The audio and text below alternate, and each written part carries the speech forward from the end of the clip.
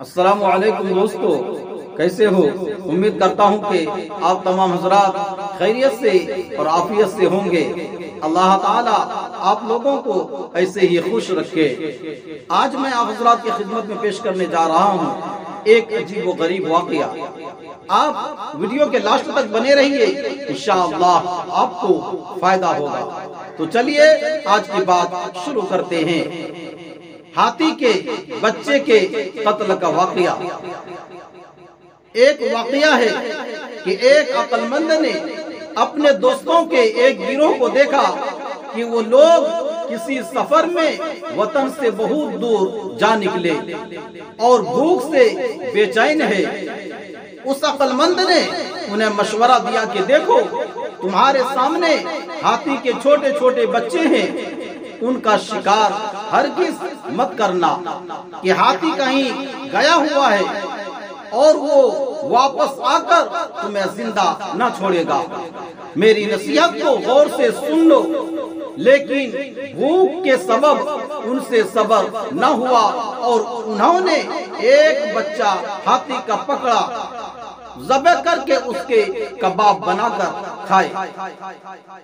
اس عقل مند نے کہا، کاش تم لوگ اس جنگل کی گھاس کھا لیتے، لیکن اس فعل سے احتیاط کرتے، اب اس کا انجام بھی تم لوگ دیکھ لو گے۔ اس گروہ کے ایک شخص نے اس عقل مند فقیر کی نصیحت پر عمل کیا اور اپنا پیٹ ہاتھی کے بچے کے گوشت سے محفوظ رکھا اور کچھ پتے اور گھاس کھا کر اس گروہ سے دور سو گیا، کیونکہ اس نے سوچا کہ ظالموں کے ساتھ رہ کر میں بھی انہیں میں شمار ہو جاؤں گا، میں بھی انہیں میں شمار ہو جاؤں گا اور ہاتھی مجھے بھی نہ چھوڑے گا۔ تھوڑی دیر میں ہاتھی آیا اور اپنے بچے کا خون دیکھا تو سمجھ گیا اور شدت غضب و غصہ سے اس کی سونڈ سے آگ اور دھواں نکلنے لگا۔ پس وہ وہاں آیا جب یہ لوگ سوئے ہوئے تھے اور ایک آدمی کو دیکھا کہ الگ سویا ہوا ہے۔ پہلے اسی دور سوئے ہوئے کا منہ سونگھا اور 3 مرتبہ اس کے گرد چکر لگایا، مگر اس میں اپنے بچے کے گوشت کی بو کو نہ پایا۔ اس کو بے گناہ سمجھ کر معاف کر دیا اور پھر وہ آگے بڑھا، پھر اس گروہ کے پاس گیا اور ہر ایک کا منہ سونگھا اور ہر ایک کو اپنے بچے کے قتل کی پاداش میں سونڈ سے کھینچ کر 2 ٹکڑے کر کے ہواؤں میں بکھیر دیا۔ مذکورہ بالا واقعہ سے حاصل ہونے والا سبق۔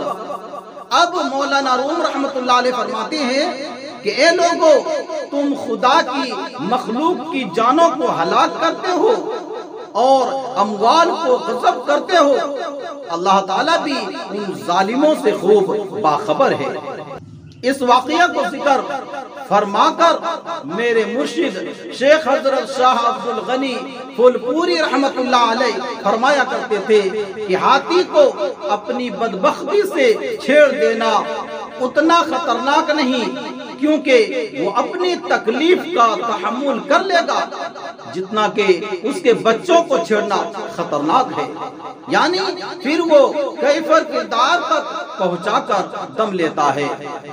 پھر اس مثال سے نصیحت فرمایا کرتے تھے کہ اللہ تعالیٰ کی نافرمانی توبہ سے معاف ہو جاتی ہے، مگر اللہ والوں کو ستانے والوں سے اللہ تعالیٰ انتقام لیتا ہے اور ان کو کیفر کردار تک پہنچاتا ہے۔ ناظرین، ایسے ہی واقعات سننے کے لیے ہمارے چینل کو سبسکرائب کیجیے اور ویڈیو کو لائک شیئر ضرور کر دیجیے۔ جزاک اللہ، خدا حافظ، السلام علیکم ورحمۃ اللہ وبرکاتہ۔